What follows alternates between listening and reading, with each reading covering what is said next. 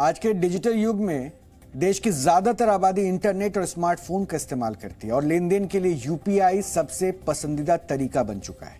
और आप में से ज्यादातर लोग ऐसे होंगे जो अपनी सहूलियत के लिए दो या दो से ज्यादा नंबर भी रखते होंगे और अपने फोन में डुअल सिम का इस्तेमाल करते होंगे। लेकिन अगर डुअल सिम के इस दौर में आप अपने दूसरे नंबर का रिचार्ज करवाना भूल गए हैं तो डीएनए का आज का यह विश्लेषण खासतौर पर आपके लिए ही है।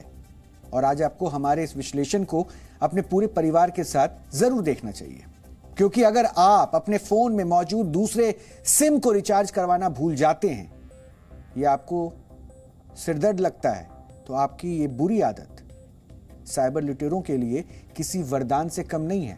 और इस छोटी सी लापरवाही की वजह से आप अपनी जिंदगी भर की कमाई से हाथ धो सकते हैं। और ये बात हम ऐसे ही नहीं कह रहे हैं, पिछले कुछ वक्त से देश में ऐसे कई मामले सामने आए हैं जहां लोगों ने अपनी दूसरी सिम को रिचार्ज करवाना बंद कर दिया। बाद में यह सिम किसी साइबर ठग के हाथ लग गई और उसने पीड़ितों का पूरा खाता खाली कर दिया। उत्तर प्रदेश की राजधानी लखनऊ में भी पिछले महीने ऐसे कुछ मामले सामने आए थे जहां साइबर ठगों ने बंद पड़े सिम कार्ड को दोबारा इशू करवाकर लाखों की ठगी को अंजाम दिया। लखनऊ पुलिस के अनुसार पकड़ा गया आरोपी फर्जी केवाईसी के जरिए बंद पड़े सिम को खरीदकर ठगी को अंजाम दे रहा था। और इसलिए आज हम डुअल सिम और उस पर नजरें गड़ाए बैठे साइबर ठगों की मोडस ऑपरेंडी का डीएनए टेस्ट करेंगे। दरअसल ये साइबर अपराधी सबसे पहले फर्जी आईडी से बंद पड़ी सिम को खरीदते हैं। कई मामलों में तो इनकी सिम विक्रेताओं से सांठगांठ होती है। साइबर लुटेरों की कोशिश होती है कि ये पुरानी डिजिट के नंबर खरीदें, क्योंकि ज्यादातर लोगों का ये पुराना नंबर ही उनके बैंक अकाउंट और ईमेल आईडी के साथ अटैच रहता है और लापरवाही या जानकारी ना होने की वजह से वो इसे बदलते भी नहीं है। एक बार सिम मिलने के बाद ये अपराधी इन सिम में आपके भीम, यूपीआई, पेटीएम, फोन पे या फिर गूगल पे जैसे किसी ऐप को लॉगिन करते हैं। लॉगिन करने के बाद इन्हें इस ऐप के साथ अटैच आपका बैंक अकाउंट नंबर और ईमेल आईडी भी मिल जाती है। हालांकि ये अपराधी यूपीआई से पैसा ट्रांसफर नहीं करते, क्योंकि यूपीआई से एक दिन में मात्र 1 लाख रुपए तक का ही लेन देन हो सकता है। आपके बैंक अकाउंट की डिटेल लेने के बाद ये ठग बैंक की इंटरनेट बैंकिंग वेबसाइट पर जाते हैं और वहां पहले फॉरगेट यूजर आईडी पर क्लिक करते हैं, यानी यूजर आईडी भूल गए वाला जो लिंक होता है उस पर क्लिक करते हैं और बैंक की वेबसाइट इनसे अकाउंट नंबर, ईमेल और रजिस्टर्ड फोन नंबर एंटर करने के लिए कहती है, जिसे एंटर करने के बाद आपके ही बंद पड़े सिम पर, जो कि बैंक के साथ रजिस्टर्ड है और अब साइबर ठग के पास मौजूद है, उस पर ओटीपी आता है। ओटीपी एंटर करते ही अपराधी को इंटरनेट बैंकिंग की यूजर आईडी पता चल जाती है। ठीक इसी प्रोसेस के जरिए ये ठग फॉरगेट पासवर्ड ऑप्शन का भी इस्तेमाल करते हैं और अपना नया पासवर्ड जनरेट कर लेते हैं। बस इसके बाद ये साइबर लुटेरे इंटरनेट बैंकिंग के जरिए आपके अकाउंट को खोलते हैं और फिर पूरा अकाउंट साफ हो जाता है और आपको पता भी नहीं चलता है, क्योंकि आप अपना वो नंबर तो पहले ही बंद कर चुके होते हैं और ऐसे में आपके पास बैंक ट्रांजैक्शन से जुड़ा कोई मैसेज आने का सवाल ही पैदा नहीं होता है। अब आपको यह भी समझना चाहिए कि ऐसा क्यों हो रहा है। दरअसल साइबर लुटेरे ट्राई यानी कि telecom regulatory authority of India के नए नियमों का फायदा उठा रहे हैं।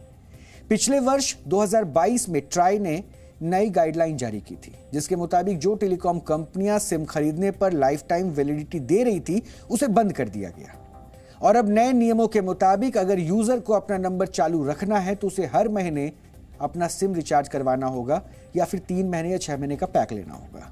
और अगर वो ऐसा नहीं करता तो फिर 3 महीने बाद ये नंबर अपने आप बंद हो जाएगा और फिर टेलीकॉम कंपनी उस सिम को किसी दूसरे व्यक्ति को इशू कर देती है। लेकिन ट्राई का यही नया नियम अब साइबर ठगों के लिए पैसा लूटने का नया अड्डा बन गया है। इसी तरीके का इस्तेमाल कर साइबर लुटेरों ने दिल्ली के कारोबारी शिव कौशिक के खाते से 1-2 नहीं 75 लाख रुपए उड़ा लिए। लेकिन 5 महीने बीत जाने के बाद भी उन्हें 1 रुपए तक वापस नहीं मिला है। देखिए,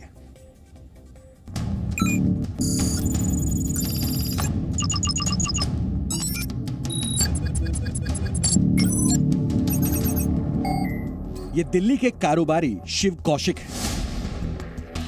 साइबर ठगी के शिकार शिव कौशिक अपनी गाढ़ी कमाई के 75 लाख रुपए गंवा चुके हैं। वजह इतनी मामूली है कि आप भी हैरान रह जाएंगे। इनकी गलती सिर्फ इतनी है कि इन्होंने अपने दूसरे सिम का रिचार्ज नहीं करवाया और ये गलती इन पर इतनी भारी पड़ी कि ठगों ने इनके खाते से 1-2 नहीं पूरे 75 लाख रुपए साफ कर दिए। कुछ टीडीएस की पेमेंटें करनी थी क्योंकि 7 तारीख थी, लास्ट डेट होती है हर महीने की। तो खोला तो मालूम पड़ा है कि बैलेंस कम है। तो स्टेटमेंट चेक करी तो कुछ अलग अलग खातों में 4.5 लाख, 5.5 लाख, 6 लाख, 7 लाख इस तरीके से पेमेंट ट्रांसफ़र हुई हैं। टोटल हो गए 75 लाख। ठगी की इस वारदात को 5 महीने बीत चुके हैं, लेकिन पैसा वापस मिलेगा उसकी कोई उम्मीद नजर नहीं आती। सिस्टम से निराश, हताश शिव कौशिक अब कानूनी लड़ाई लड़ने की तैयारी कर रहे हैं। ऑलमोस्ट 5-5.5 महीने निकल चुका है, अभी तक कोई भी मुजरिम पकड़ा नहीं गया है।